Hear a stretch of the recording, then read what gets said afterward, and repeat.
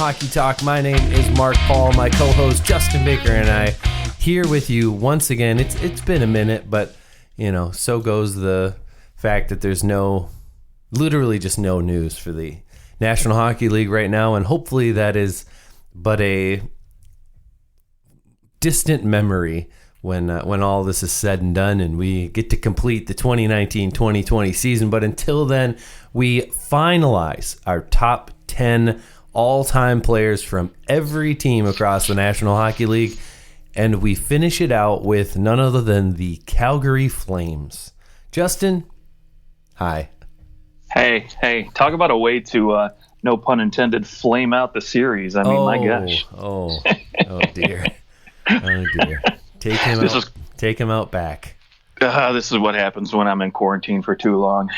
The dad jokes start rolling in. Yeah, apparently.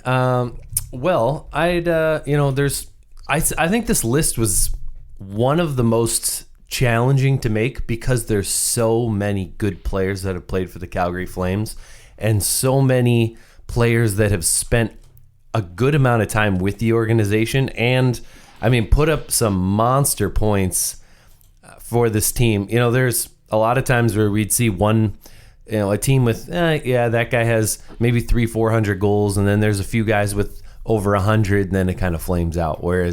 And that wasn't even an intended pun. The Flames just have so many. They've got 14 players with over 150 goals for their organization, and they have 6 players with over 500 points. 14 guys, basically almost 16 guys with 400 points.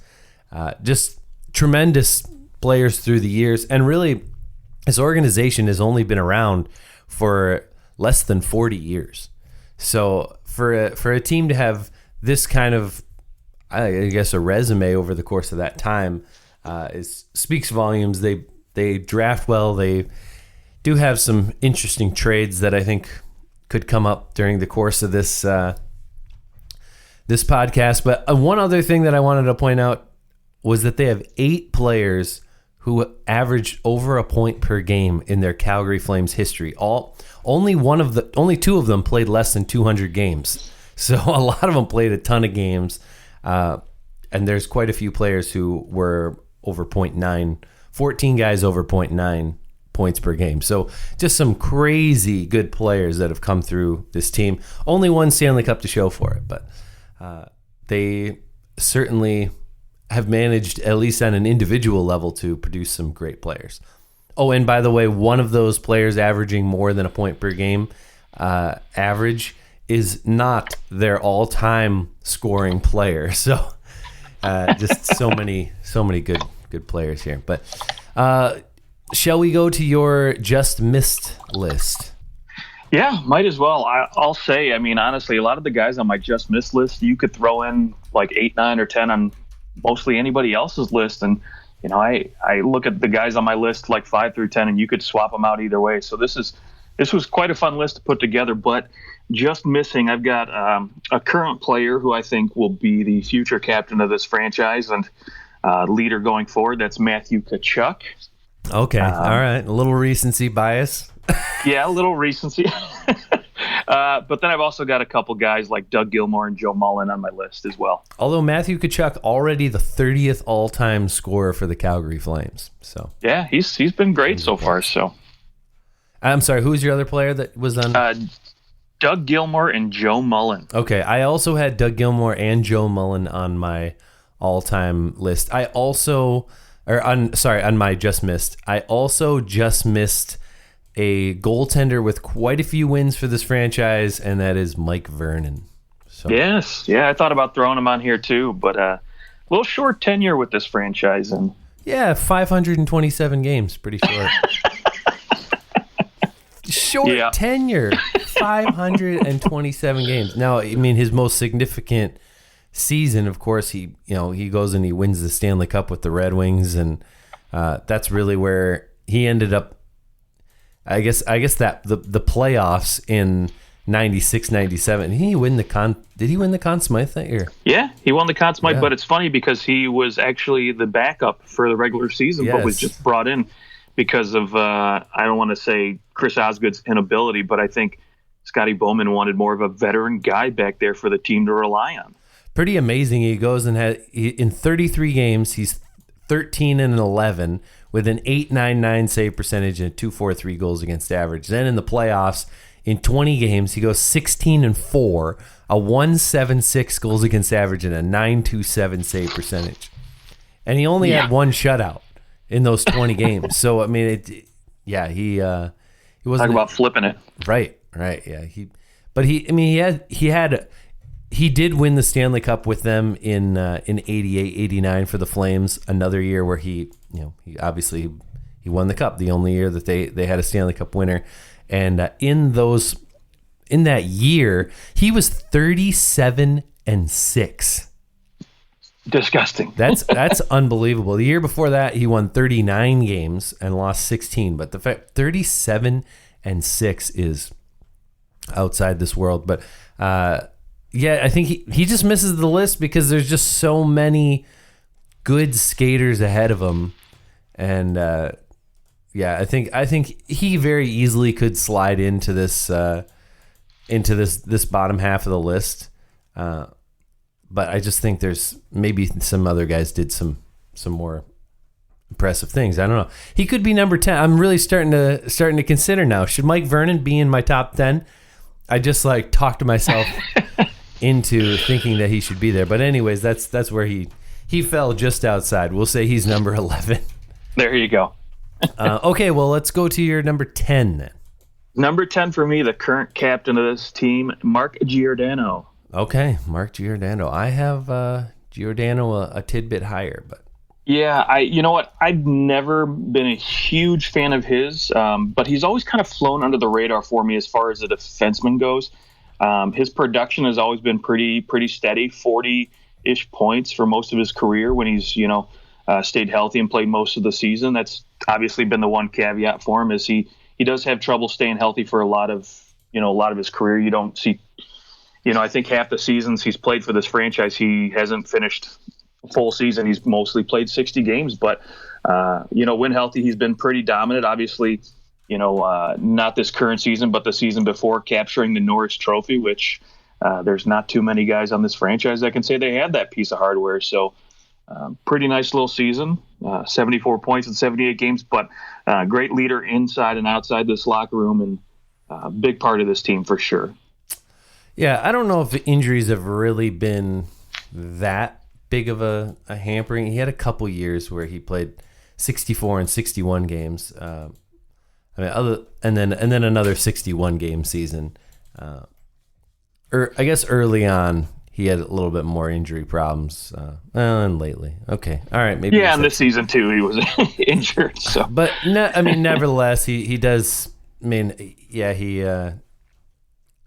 he didn't stay healthy at times, but then there's other seasons where he goes 82, 81, 82, 78 4 years in a row, and that's for the last 5 years. Which isn't too bad. He kind of had a little stretch, but it's funny because the lockout year, he played 47 of 48 games. So it kind of in the midst of a 4-season stretch where he played around 60 games. Other than that lockout year, he had to play all the games, of course. And the 2 years prior to that, he played a full 82 as well. So I guess maybe just a little more unlucky. I don't know if I'd say that he's injury prone necessarily, but I mean, Mark Giordano does have the most games played as a Calgary Flames defenseman. So that's something, definitely a respectable number. And I think that he is, in terms of Calgary Flames defenseman, I'm putting him as the second best all-time Calgary Flames defenseman. So that's okay. That's where he pops up in my list. My number 10 is a guy who actually is the points per game leader for this franchise, and that is Kent Nilsson. Kent Nilsson in 345 games had 469 points for this team, a 1.359 points per game. He was he kind of was in an interesting position with this Flames team. He was there early on when this team wasn't necessarily, they went on one nice run in his rookie year. He was actually there with the Atlanta Flames as well. They only made it out of the first round twice with him there, but his point totals he put up. I'm including the Atlanta Flames in here because I guess they should be actually. He had 93 points in 80 games with the Atlanta Flames. So when you consider that season with the Flames, that also bumps him up in all-time scoring as well to over 500 points. But then he has 131 points in 80 games.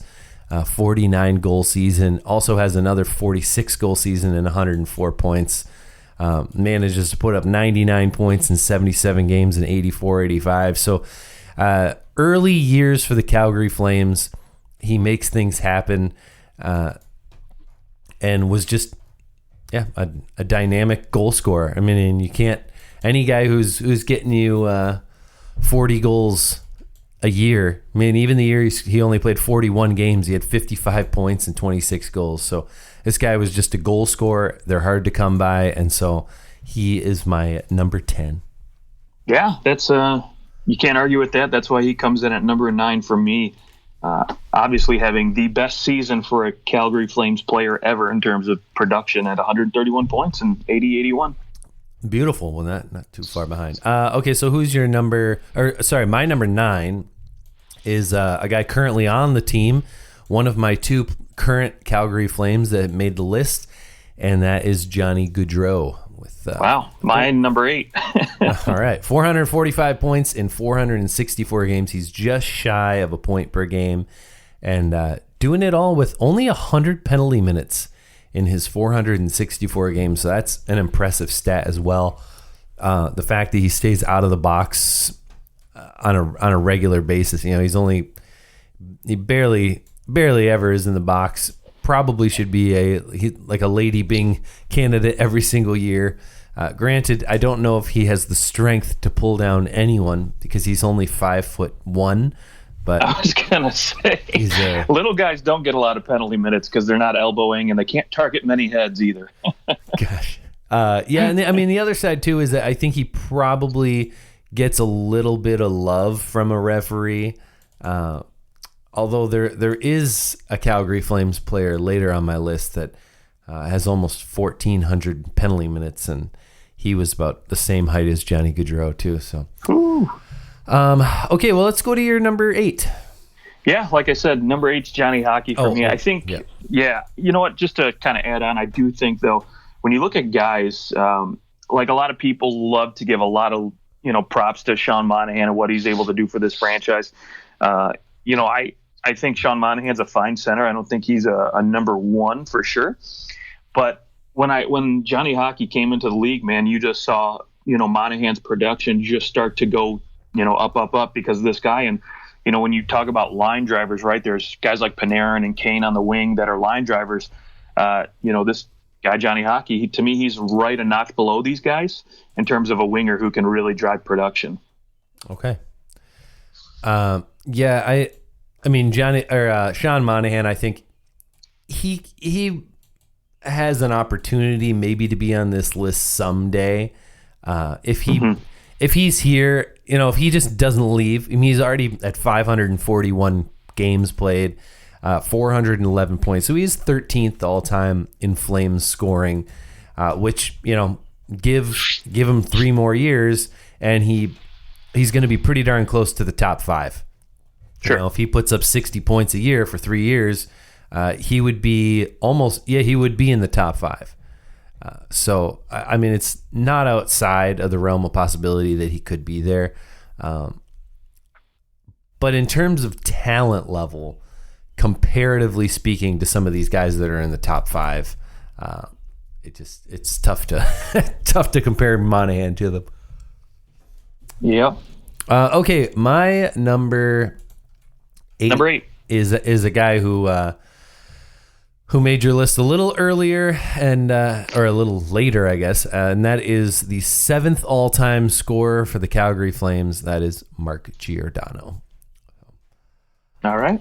I know we already talked a little bit about Mark Giordano, but I do think the one thing about Giordano that kind of, I guess, separates him from some of these other guys, the reason I have him a little higher ahead, is he did win a Norris Trophy. He's also been in the top 10 Norris Trophy voting several times throughout his career, but winning that Norris Trophy, he was in the top 10 for Hart Trophy voting as well in 2018-19, and it just had for a modern day defenseman to have over 70 points. You had a phenomenal year. And he's always been kind of in that conversation about one of the top defensemen. I'd say that the guy's a little bit lower than him. Like Johnny Gaudreau, I don't think we're talking about him as one of like a top 5 best wingers in the league. I don't think that he's there. He's a great winger. He may be in the top 15, the top 20, but I don't think that I'm putting him in my top 5 for wingers.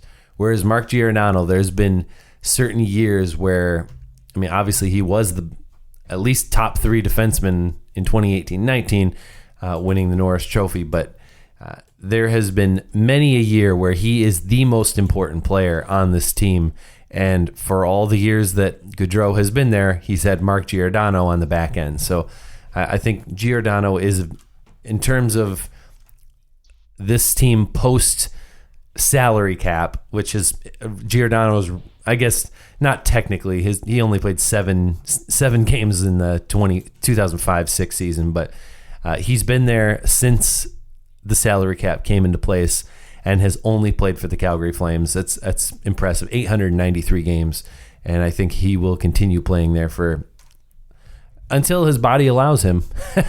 We'll see how long that is, but so he's at number 8 for me. Okay.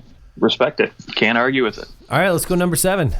Number 7, speaking of defensemen, I've got Gary Sutter at number 7 for me, the second all-time in terms of point production for defensemen for this franchise, the 85-86 Calder winner, and, of course, 89 Stanley Cup winner.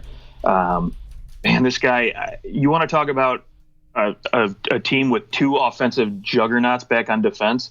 I mean, the Flames in the late 80s, mid-80s, they had, Gary Sutter and Al McInnes, and boy, those guys, the production they were putting up was ridiculous. And, unfortunately, no Norris trophies for Gary Sutter. I think he was kind of robbed. Top 3 in 87-88.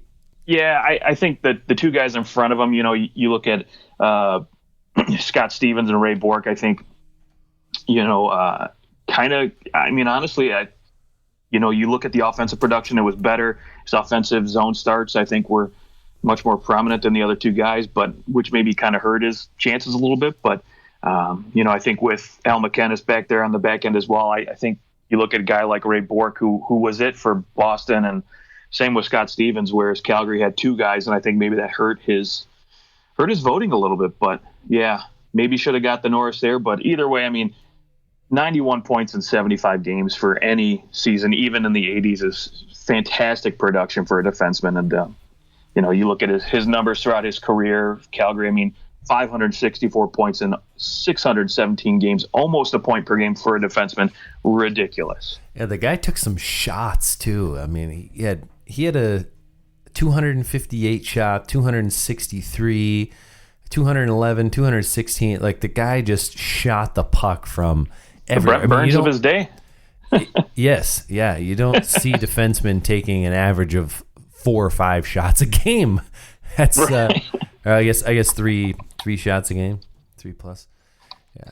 So Gary Sutter didn't make my list. Definitely could be on the list. There's just so many damn good forwards on this team, and other defensemen too that I thought more deserving of this list. I guess he could be on the just missed for me as well. But yeah, Gary Sutter doesn't make my list. I have another Gary on my list who will come in at number 6, but my number 7 is the captain of the 1989 Stanley Cup champion Calgary Flames.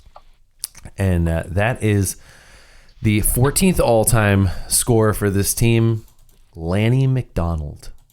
Okay, coming in at number 6 for me, actually. Oh, okay, all right. And he is also the 5th all-time goal scorer for this franchise, 215 goals in just 492 games. So Guy knew how to score some goals, and he was a very elderly gentleman by the time they won the Stanley Cup. I mean, I guess he wasn't that old, but he was. He's born in 1953, so they win the Stanley Cup when he's what, 30? He was 35. 36, yeah. Yeah. And he retires after that year. They win the cup, and he retires. So with the best mustache in hockey. And that's the other side of it, is that we'll just say the best facial hair of all time in National Hockey League history. I think if you find a more prominent facial hair to ever be seen. Yeah, the only guy I honestly have ever put close to Lanny in terms of facial hair is George Peros. You know, Peros, our current NHL supplemental discipline guy. And it's just that facial hair was just phenomenal. Yeah, and the difference is that Lanny McDonald was actually a good hockey player. Right. George Peros, he was a good fighter. And that's about all I got. I give you that. All right. So your number 6 is Lanny McDonald.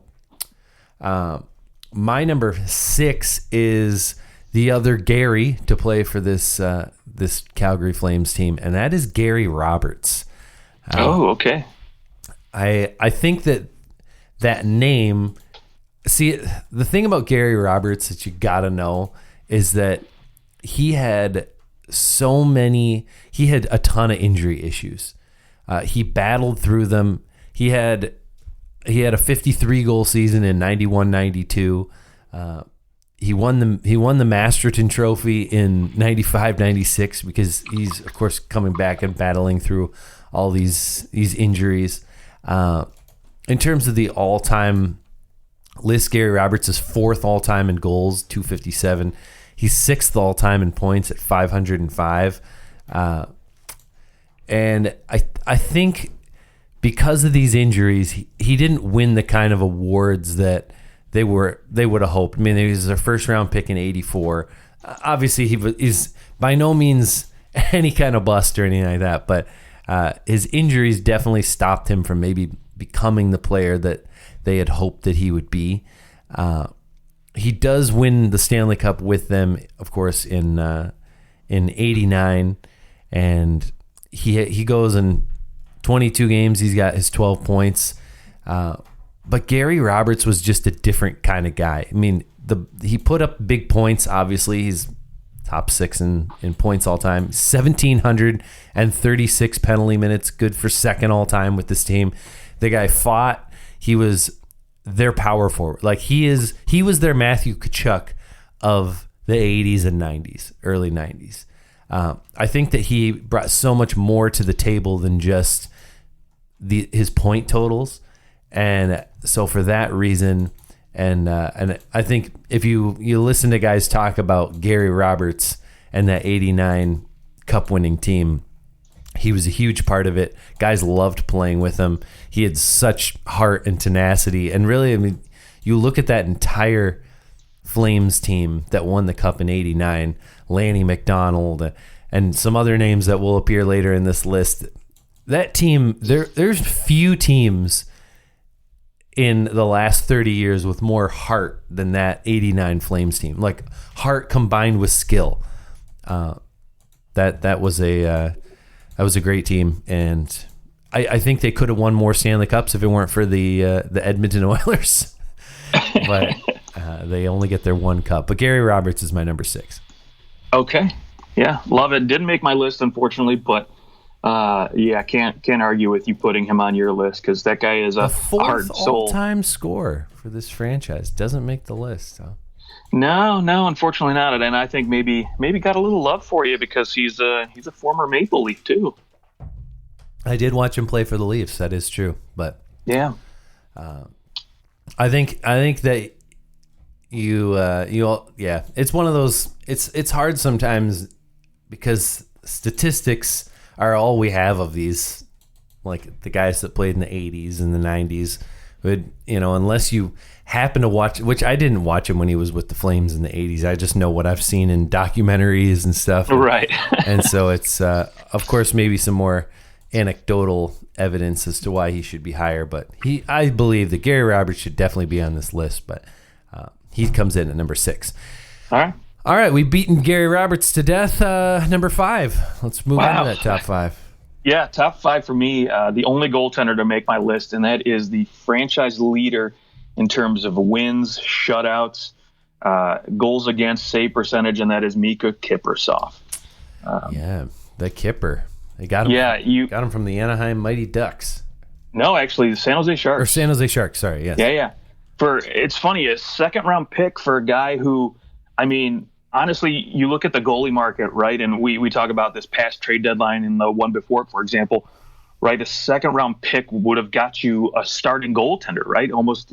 I mean, you look at, what Vegas gave up to get Robin Lehner. I mean, a starter, and it was barely that. And for a guy who came over from San Jose and only had played, literally 45-ish games, and got a second and only round. won 14 of them. Right, exactly. So not a lot to really go off of, except for just maybe we think this guy's going to be good, and maybe what you saw when he was a little bit younger, but comes in and has a pretty decent season. I mean, in 38 games in 03-04, gets 24 wins, so and a .933 save percentage. So a decent season, .933, a .169 goals against average. He's second in Vezina Trophy, fourth in Hart Trophy voting. I know, crazy. But then how is he fourth in Hart Trophy voting, but he's on the fourth All-Star team? Yeah, I don't get that one at all. Was there 3 goalies ahead of him in the Hart Trophy voting that year? What is happening? And then, of course, the following year he wins the Vezina, the Jennings, first All-Star team, and he's the third guy in the Hart Trophy voting. Yeah, 7 straight seasons of 35 wins or more. Just ridiculous. I mean, this guy was the goaltender for the Flames, and he was phenomenal. Ultimately, leaving the NHL at 36, and the franchise, I guess, kind of going a little downhill afterwards. Not the franchise they used to be, but man, he had a good run with this franchise, and of course, winning the Vezina, got top 10 on 5 different other occasions. So after that, yeah, I'm shocked that he's only at your at number 5. I have him significantly higher, but we'll get to that. I do want to hear about why he's lower, but I think it'll help to hear who's ahead of him. So with that, I'll toss out my number 5. My number 5 is a guy who, he goes and wins the Stanley Cup with this Calgary Flames team, spends his first 9 seasons with the Flames, and that is Joe Nieuwendyk, future Hall of Fame player. What can you say about the 88 Calder Trophy winner? And always up for the, people had him up for the Lady Bing, and he was just kind of seen as that leader in the locker room at all times. Of course, he wins the Conn Smythe with the Dallas Stars when they win the Cup in '99. So he's got two Stanley Cups 10 years apart, and then he also who else did he win the Cup? Oh, with New Jersey, that's right. And then he wins the Cup with New Jersey in 2003. So. Not too shabby. Kind of known as that ultimate leader type of player, but certainly had some early in his career. I mean, his first 2 years in the league, he had scored 51 goals. He had a career best 95 points in 89-90. So, I mean, he knew how to rip them. In the first 4 seasons of his career, he had almost 200 goals.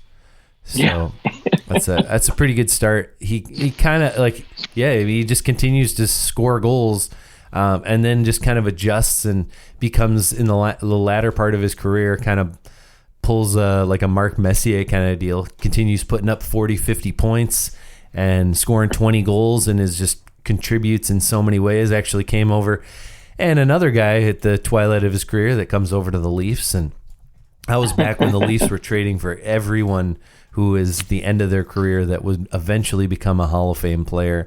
And, they'd spend the last year with the Leafs. So, Joe Nieuwendyk makes my top 5.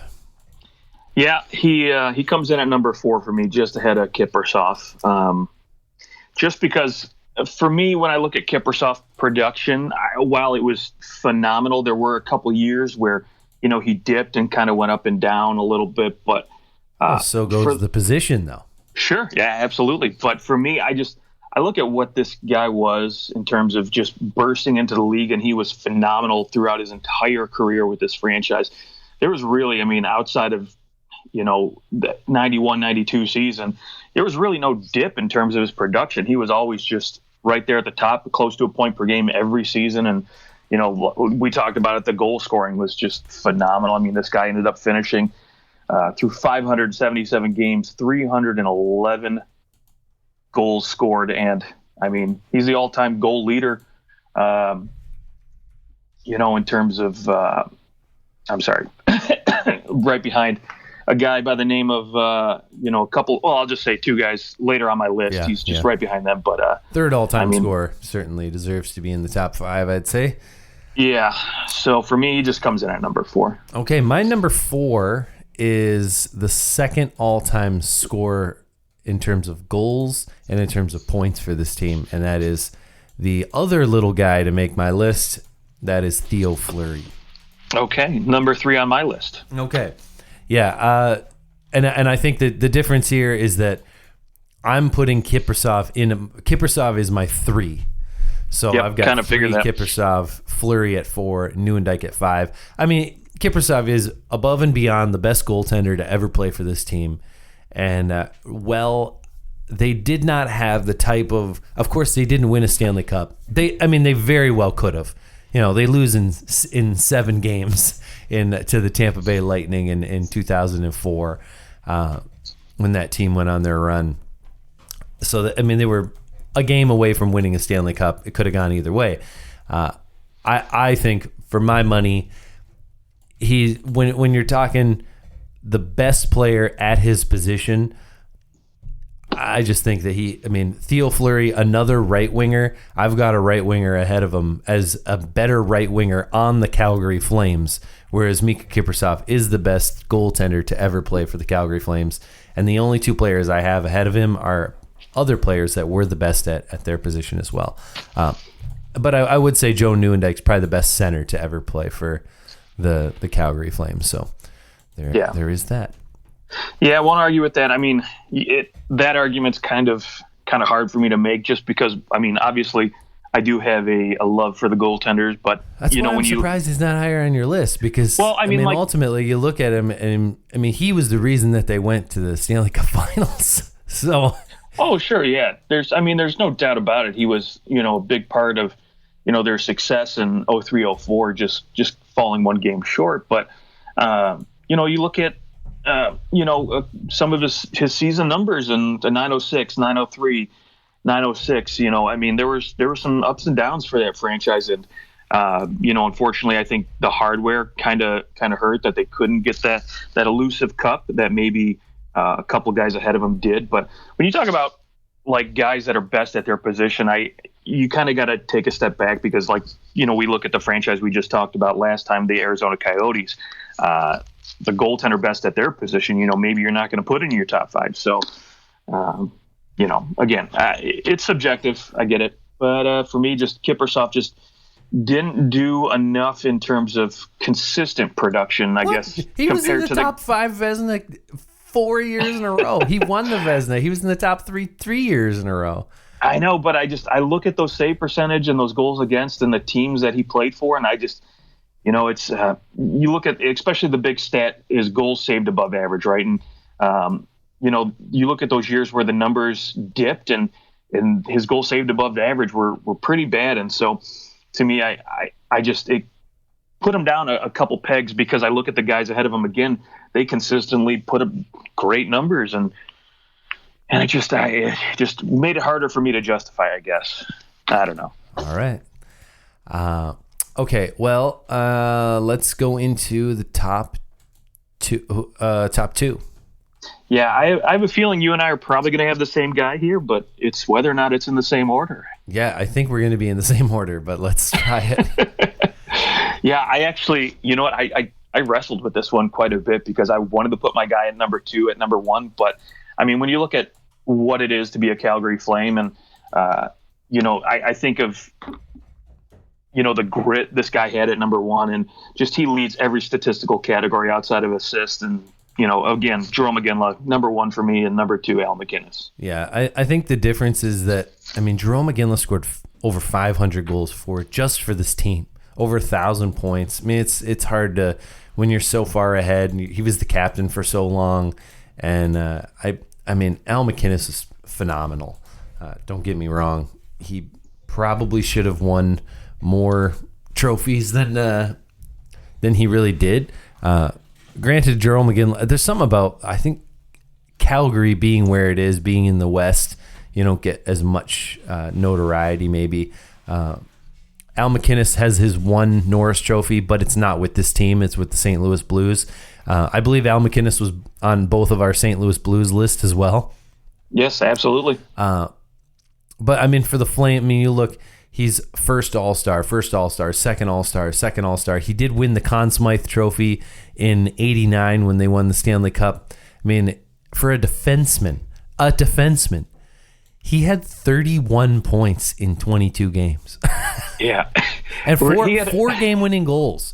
Out of his 7 goals, 4 of them were game-winning goals. Yeah. So he won a ridiculous. series for them. That's well put.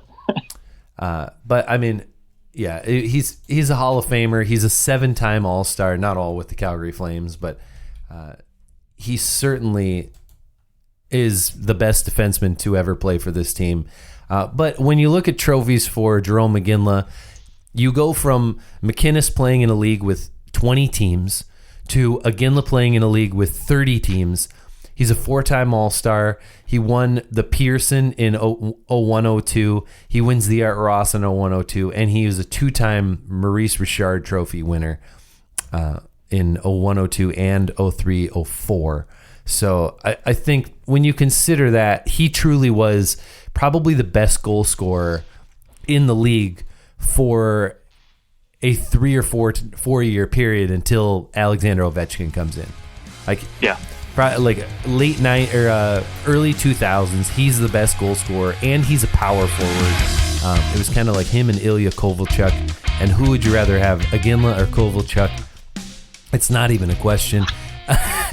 And, and the fact that not only did he have those stats, I mean, he in his total career, I mean, he goes on and he has, of course, 1,300 points, 625 goals. So he continued to produce after leaving.